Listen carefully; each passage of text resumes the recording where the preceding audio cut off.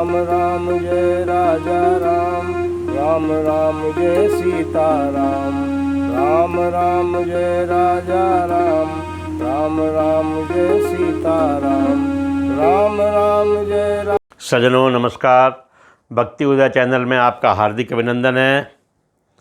आज हम आपको जो जानकारी देने जा रहे हैं वो है प्रणाम की ताकत। दोस्तों, सनातन संस्कृति में बड़े बुजुर्गों को, अपने से बड़ों को, पिता को, माता को, चाचा चाची या बड़े भाई को, बड़ी बहन को जो प्रणाम करने के बारे में बताया गया है, उसकी क्या ताकत है, इसके बारे में हम बात करने जा रहे हैं।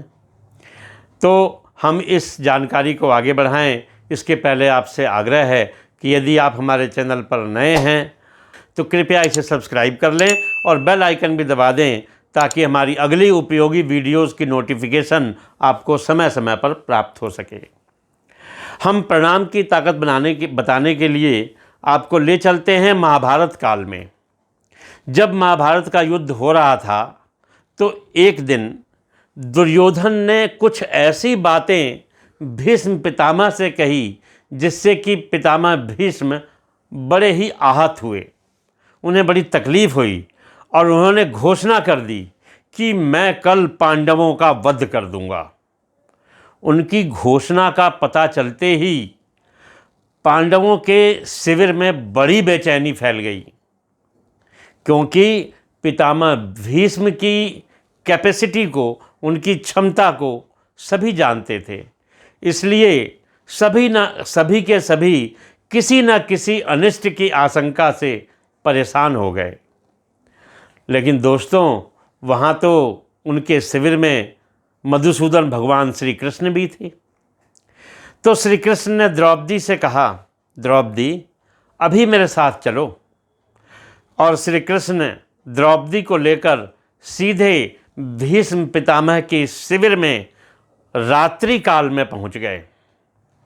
जब शिविर के बाहर पहुंचे तो उन्होंने खड़े होकर द्रौपदी से कहा कि द्रौपदी अंदर जाकर पितामह भीष्म को प्रणाम करो।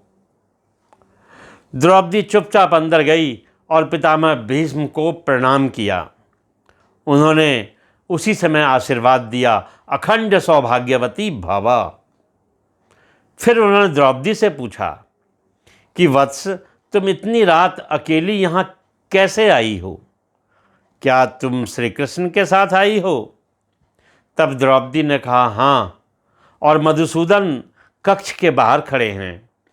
तब पितामह भीष्म भी कक्ष के बाहर आ गए और भीष्म पितामह और भगवान कृष्ण ने एक दूसरे को प्रणाम किया। तब भीष्म ने कहा, द्रौपदी, मेरे एक वचन को मेरे ही दूसरे वचन से काट देने का काम केवल मधुसूदन श्री कृष्ण ही कर सकते हैं। शिविर से वापस लौटते समय श्री कृष्ण ने द्रौपदी से कहा, तुमने एक बार जाकर पितामह को प्रणाम किया तो तुम्हारे पतियों को जीवन दान मिल गया है।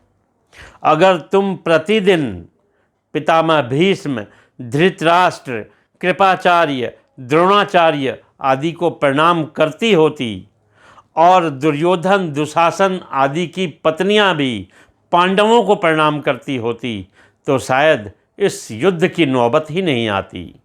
इसका तात्पर्य है कि वर्तमान में हमारे घरों में जो समस्याएं हैं उनका मूल कारण यही है कि जाने अनजाने अक्सर घर के बड़ों की उपेक्षा होती है। यदि घर के बच्चे और बहुएं प्रतिदिन घर के सभी बड़ों को प्रणाम करें, उनका आशीर्वाद लें, तो शायद घर में कभी कोई क्लेश होगा ही नहीं। बड़ों के दिए आशीर्वाद एक कवच की तरह काम करते हैं। सज्जनों, उस कवच को कोई अस्त्र और शस्त्र नहीं भेद सकता।